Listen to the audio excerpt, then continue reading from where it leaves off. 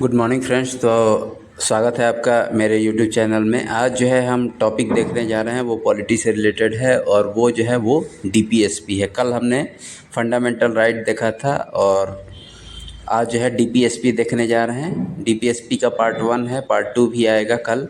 तो आप ध्यान रखिएगा कि वीडियो अगर अच्छा लगे तो ज़्यादा से ज़्यादा इसे लाइक करिएगा, सब्सक्राइब करिएगा और शेयर करिएगा। ठीक है, चलिए हम स्टार्ट करते हैं। तो सबसे पहले देखें तो डीपीएसपी क्या है। ये कुछ गाइडलाइंस हैं जो कि हमारे कॉन्स्टिट्यूशन में इनकॉर्पोरेट की गई हैं। और ये जो है ध्यान रखने वाली बात है कि ये लीगली इन्फोर्सिएबल नहीं है। लीगली इन्फोर्सिएबल का मतलब ये होता है कि आप जो है इसके वायलेशन पे जो है आप डायरेक्टली कोर्ट में नहीं जा सकते हैं। तो इसका मतलब ये हुआ, this means that if the government did not implemented this particular guideline we can not go to the court asking court to instruct the government to implement this policy. ठीक है, तो ये आप ध्यान रखेंगे। डीपीएसपी जो है वो आपका नॉट इन्फोर्सिएबल है। ठीक है, फिर नेक्स्ट अगर हम देखें तो नेक्स्ट पॉइंट अगर डीपीएसपी के बारे में देखें तो इसमें हम आप देख सकते हैं यहाँ से कि द गाइडलाइन और नॉन जस्टिसिएबल।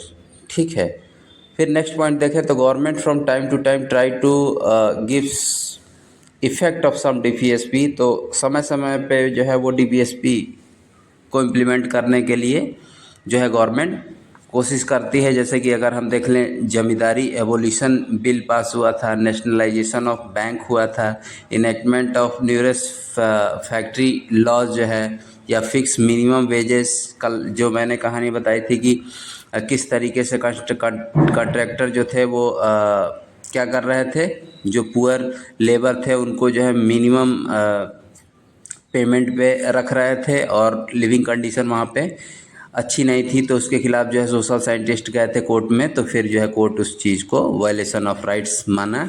ठीक है, तो स्मॉल इंडस्ट्री प्रमोशन के लिए हो गया। ठीक है, फिर नेक्स्ट अगर हम देखें तो नेक्स्ट आप देख सकते हैं कि अगर कॉन्स्टिट्यूशनल प्रोविज़न देखें डीपीएसपी का तो हमारे पार्ट 4 में जो है आर्टिकल 36 से 51 तक जो है वो हमारे कॉन्स्टिट्यूशन में इसका प्रोविज़न है। फिर बोरो किया गया है कहाँ से, ये आयरलैंड के कॉन्स्टिट्यूशन से, आप ध्यान रखेंगे।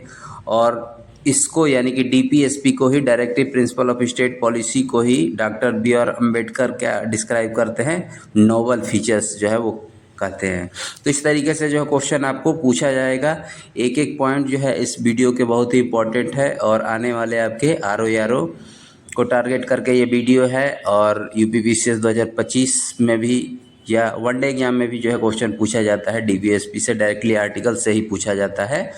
तो इस इन इज वर्ड यानी कि डॉक्टर बी.आर. अम्बेडकर के वर्ड्स में अगर डीपीएसपी को देखें तो directive principle are like the instrument of instruction. ये जो है इंस्ट्रक्शन दिए गए हैं गवर्नमेंट को ताकि वो अगर पॉलिसी फ्रेम करती है तो उसमें इस चीज़ों का ध्यान रखे। फिर नेक्स्ट अगर हम देखें तो ये आप देख सकते हैं कुछ प्रोविज़न हैं। कौन कौन से आर्टिकल हैं, गोल क्या है डायरेक्टिव प्रिंसिपल का, तो welfare of the people, social, economical और पॉलिटिकल, ये ध्यान रखेंगे। ये आर्टिकल 38 है। फिर raising the standard of living, जैसे इक्विटेबल डिस्ट्रीब्यूशन ऑफ रिसोर्सेज, मतलब कम लोगों के पास जो है वो ज़्यादा ही धन ना हो जाए, इसको ध्यान में रखती है गवर्नमेंट। फिर promotion of international peace, article 51 ये पूछा जाता है। और जैसा कि आपने देखा कि आर्टिकल 36 से 51 तक जो है वो क्या आता है, वो जो है डीपीएसपी के अंडर में आता है। ये आप ध्यान रखेंगे, क्वेश्चन जो है पूछा जाता है। फिर यूनिफॉर्म सिविल कोड, तो ये आर्टिकल 44 में इसका प्रोविज़न है। कौन कौन से स्टेट हैं जो कि यूनिफॉर्म सिविल कोड के लिए जो है कानून लाए हैं, आप कमेंट के माध्यम से हमें बता सकते हैं। फिर prohibition of consumption of alcoholic liquor जो है वो आर्टिकल 47 में है। फिर प्रमोशन ऑफ कॉटेज इंडस्ट्री, ये जो है आर्टिकल 43 है और ये गांधीयन प्रिंसिपल भी है। बेसिकली जो है डीपीएसपी को 3 पार्ट में डिवाइड किया गया है। तो हम देखेंगे गांधीयन, सोशलिस्ट और अदर पार्ट्स में, इंटेलेक्चुअल वाले में। फिर नेक्स्ट अगर पॉइंट देखें तो prevention of slaughter of useful cattle, जैसे आर्टिकल 48 में ये गिवन है। और प्रमोशन ऑफ पंचायत ये आर्टिकल 40 में गिवन है। ये क्वेश्चन जो है बार बार रिपीटेडली पूछा जाता है कि डीपीएसपी के किस आर्टिकल में जो है आपका provision of promotion of village panchayat है, तो आर्टिकल 40 कई बार जो है यूपीपीसी से पूछ चुका है। फिर नेक्स्ट अगर देखें तो नॉन जस्टिसेबल जो है राइट्स है, जैसे एडिक्वेट लाइवलीहुड, ये आर्टिकल 39 में है।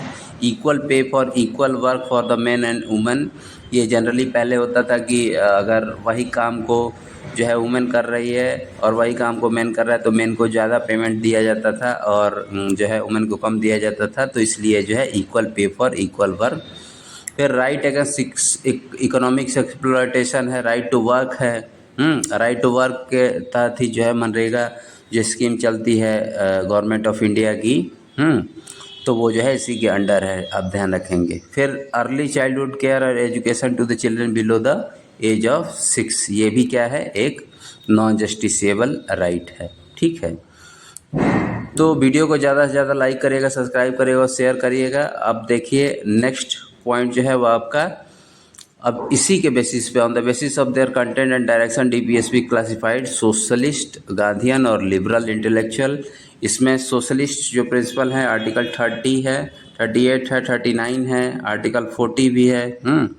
और इसके अलावा जो है हम कौन कौन से क्लासिफिकेशन हैं और वो हम जो है कल के लेक्चर में देखेंगे। तो आज का वीडियो कैसा लगा कमेंट के माध्यम से आप बताइएगा हमें, और जो कुछ भी आपका सुझाव हो वो आप कमेंट के माध्यम से बता सकते हैं। आज के लिए इतना ही, कल जो है हम डीपीएसपी का पार्ट 2 लाएंगे। तो आप अपना ख्याल रखिएगा। धन्यवाद।